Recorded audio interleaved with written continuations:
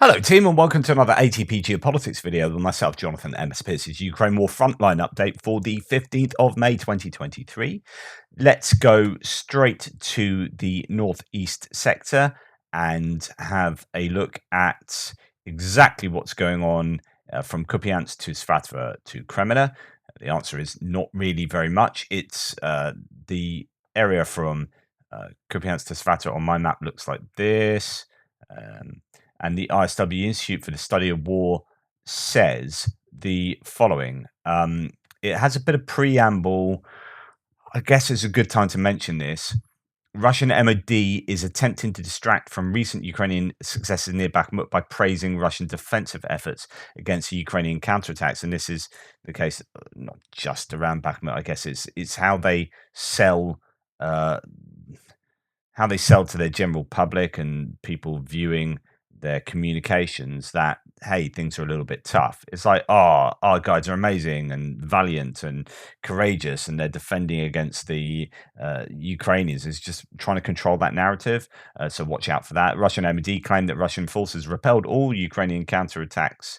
And that the 4th Brigade Commander, Colonel Makarov, and Deputy Commander for the likely Second Luhansk People's Republic Army Corps Political Military Work, Colonel Borovko, died while leading their respective defense efforts. And the Russian MOD noted that it presented combat medals and state awards to defending Russian personnel at their combat positions, and later posted footage of Russian military leadership presenting over 120 personnel with various awards, including for courage, for military distinction, and for military valor.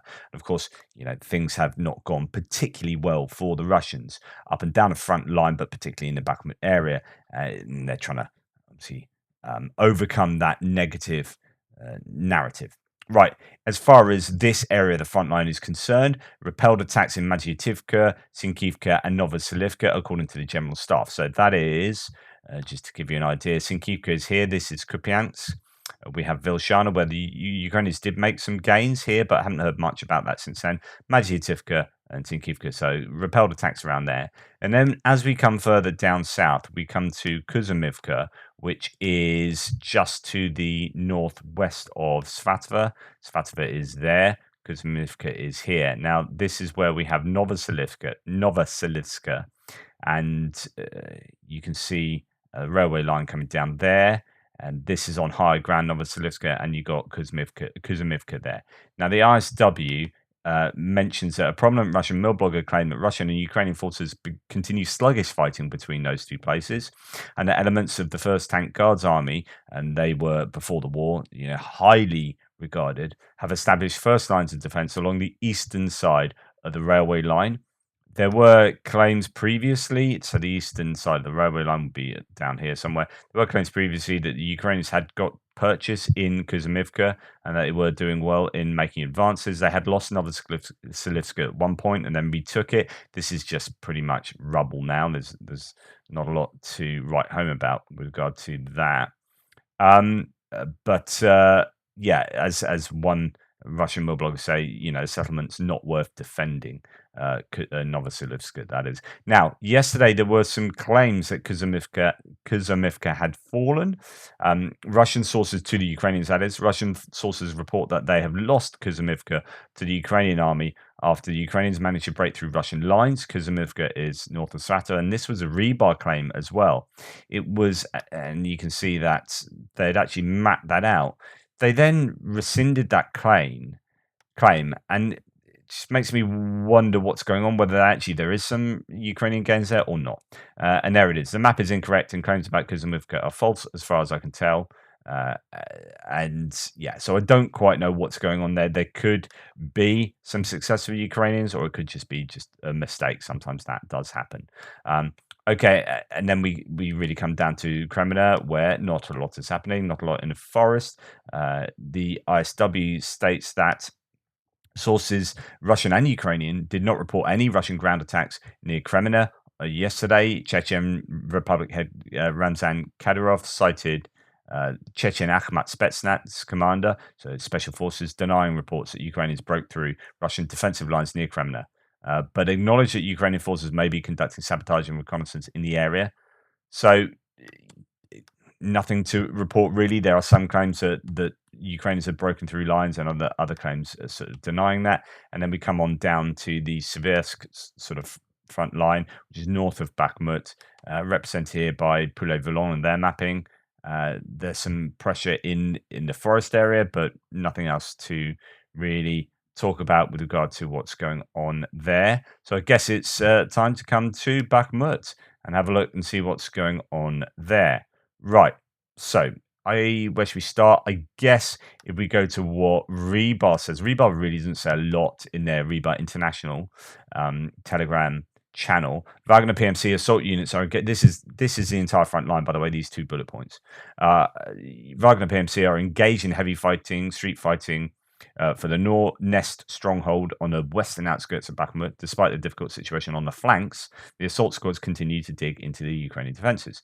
The offensive north of Adivka fortified area continues to develop. Intense fighting is so that's going on to Adivka already. Well, there you go. So what has happened in Bakhmut? Right. Again, really what we're looking at is 2 stories: a story of what's going on inside Bakhmut and a story of what's going on to the north and south.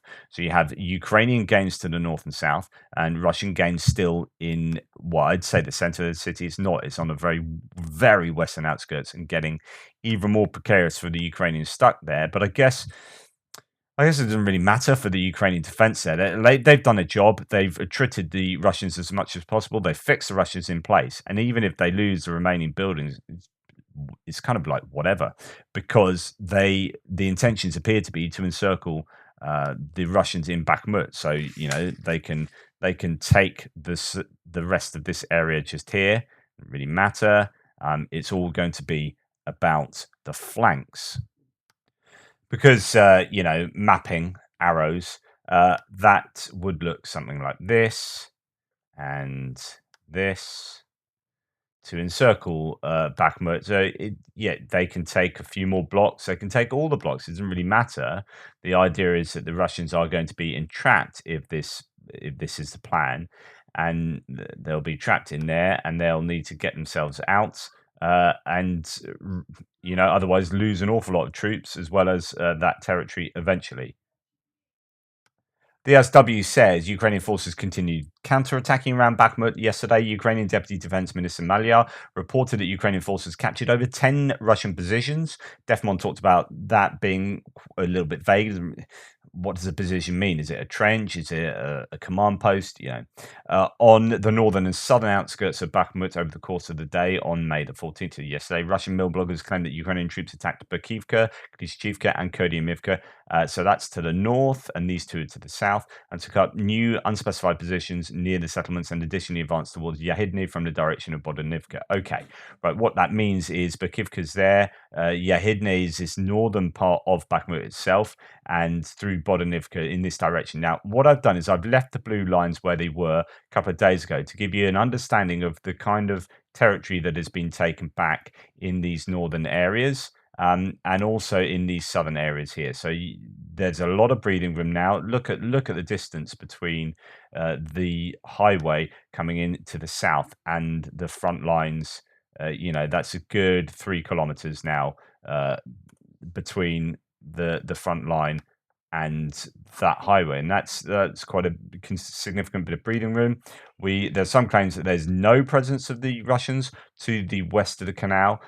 Both mappers have the Russians still in trenches or tree lines to further towards the south, towards Kupiansk.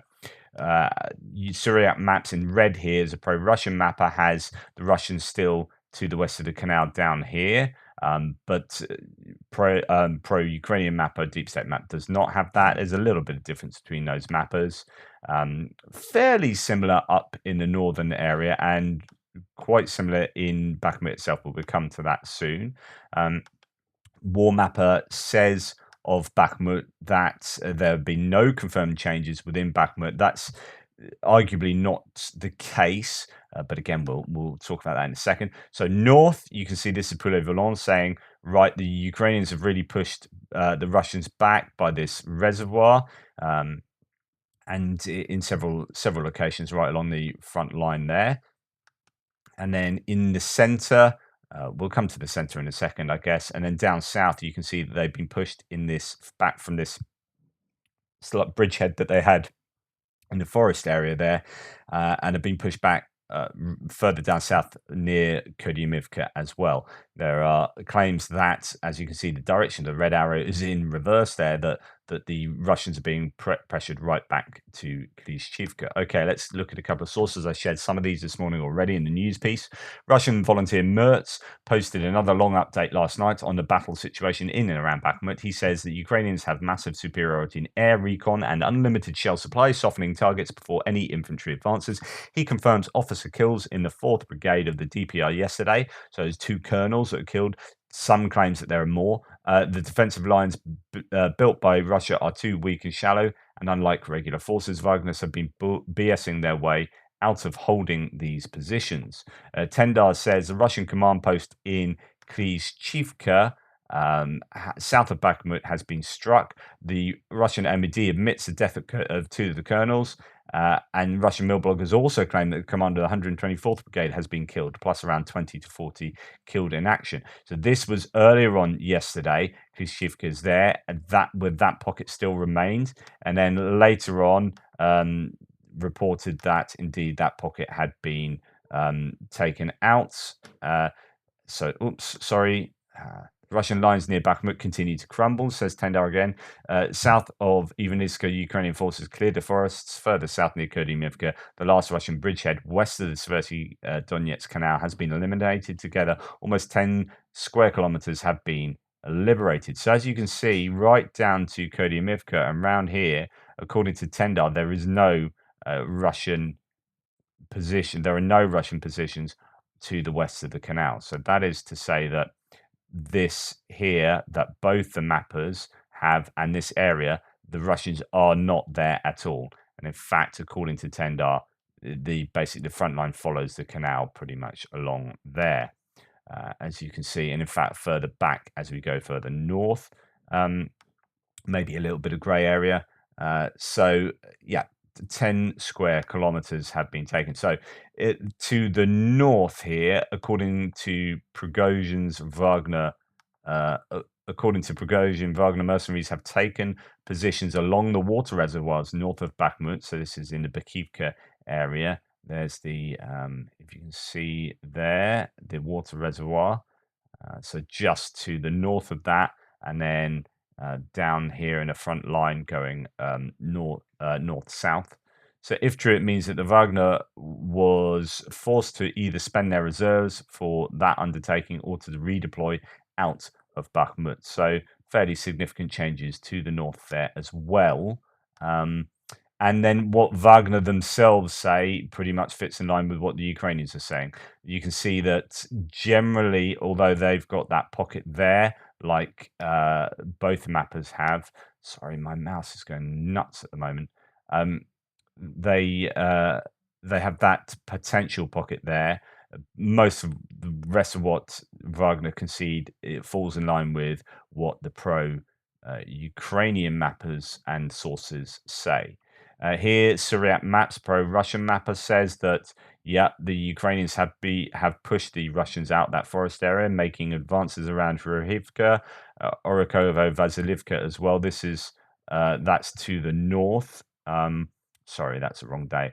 They've taken full control of the Stupochki forest area northwest of Klishchivka town.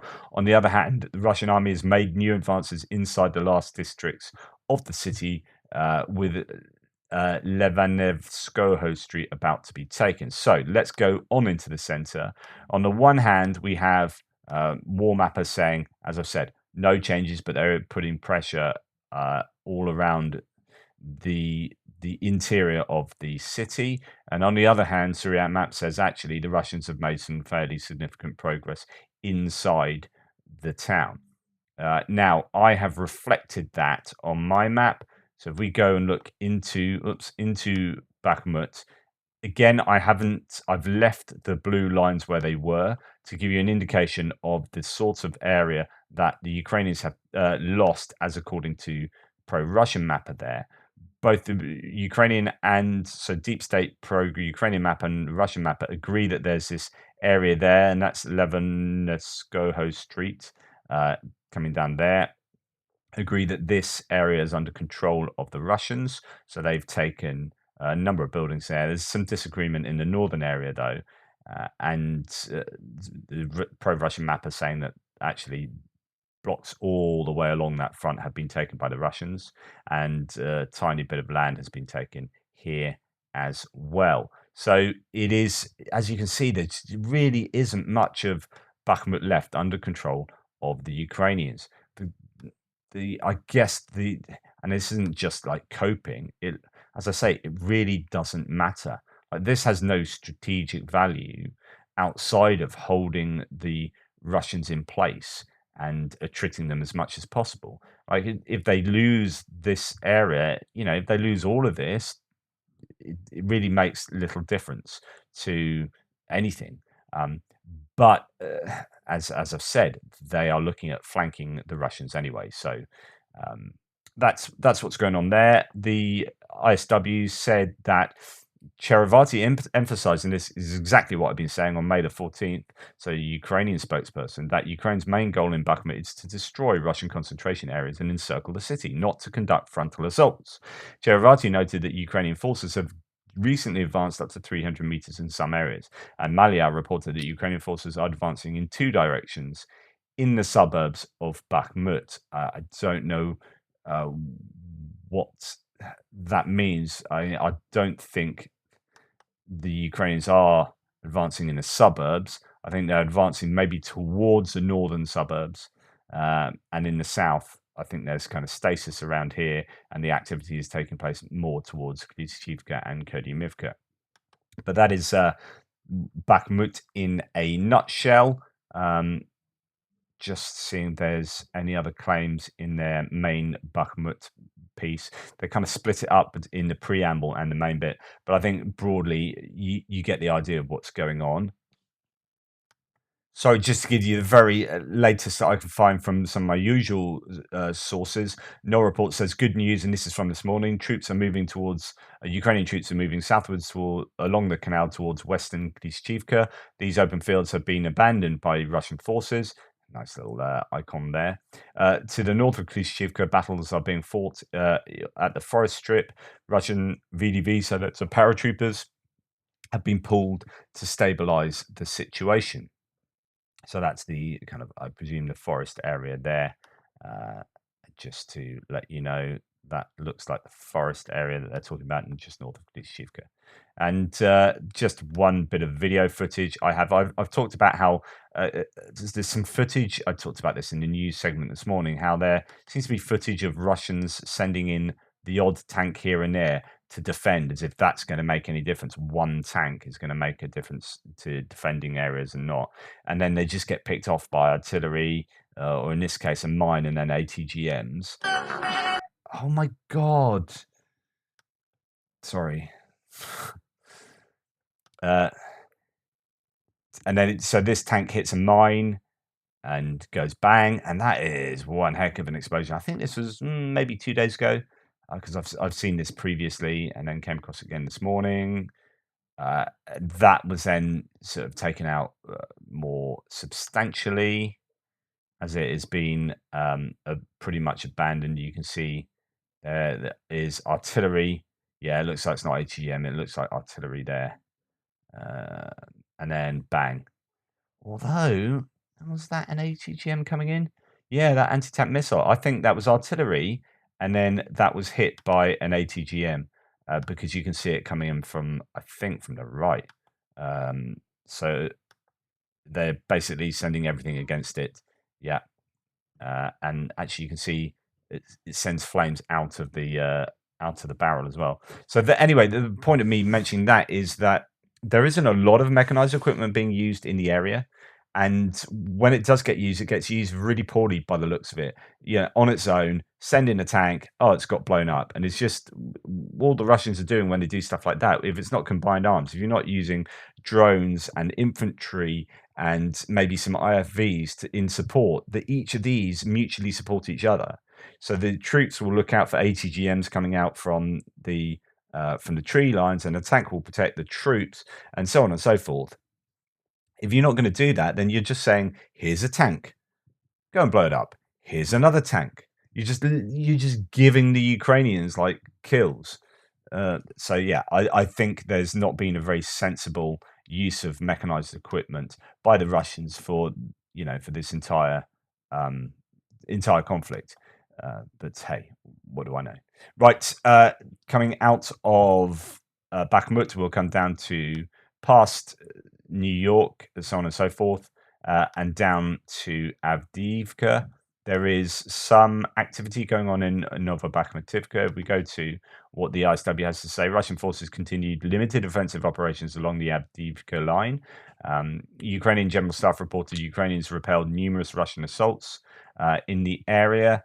And then the Russian spokesperson said they prevented Ukrainian forces from conducting reconnaissance and force operations near Marinka, which is further down south, and that a Russian mill blogger claimed there are ongoing battles near Novobakhmutivka and Kruta but that the front line is unchanged. Well, actually, there are some claims. So Novobakhmutivka is up here, and there have been some slight changes, changes the other day in Frontline just up there, and there's a little bit of change in Kruta where it looks like the Ukrainians might be pushing the Russians back in this area. There seems to be a localized counterattack around here, as according to some sources. In fact, Deep State Map changed their mapping slightly in this area to reflect some Ukrainian gains. So it could be localized counterattacks there. Other than that, there isn't too much to report in this sector. The only other sort of subject on the socials for this area is that a hospital has been shelled in Avdiivka, leading to the death of 4 people. That's been variously reported online, as you can see, by a number of different sources. So yeah, they say shelled or missile attack. Sometimes shelling is used as a word for missile attacks as well, in a way that I wouldn't use that English, because there's translation issues and whatnot. Okay, so coming out of Avdiivka, we come further down past Pervomaisky onto Marinka, where there is some activity, as according to the ISW there. Poulet Volant has a map of Avdiivka, but it doesn't really give all that much. Here it is. Just shows that the Russians are pushing or attempting to push forward in the center. You've still got this area of land to the north and to the south. So it's in danger of being flanked, but actually nothing seems to have changed there in the last couple of weeks, really, since the Russians started making some more gains and moved across Drisby Avenue here. So this was the front line for an awful long time, for months really, and then the Russians suddenly made some gains, but haven't really heard much since then. Then the ISW says that no other Russians didn't conduct any confirmed ground attacks in the rest of Donetsk. So we can move on to Zaporizhia and Kherson. So that would include Vuhledar here. Haven't heard anything about Pavlivka since the Russians made some, Ukrainians made some advances south of Pavlivka. Nothing about Velika Novosilka since the Ukrainians made some minor gains there just by the river that sort of goes along that front line. So then we're into Zaporizhia and see what the ISW has to say. Sod's law that just as I'm doing this video, Andrew Perpetua brings out a whole load of mapping that covers the whole front line. I'll dip into some of that and just see what he has to say. But according to the ISW, not a lot going along officially along the Zaporizhia front line. I don't know whether there's operational security or whether they just aren't doing anything particularly on the ground. Natalia Humeniuk, the spokesperson for the Ukraine Southern Forces, has said that the Russians are trying to use sea missile carriers, kamikaze drones, and reconnaissance drones to distract Ukrainian air defenses in the area. The Southern Operational Command also reported that Russian shelling damaged critical infrastructure in Orkhiv, Hromada, so that is along the Zaporizhia front, using incendiary munitions in the Hlaypole area. Which is to say, where are we? So the Orkhiv there, Hlaypole there. Right. So let's have a look at some of this Andrew Perpetua mapping because it's fairly useful. Unfortunately, I've already gone past Adivka. I won't return there. It says Marinka, nothing much is changed.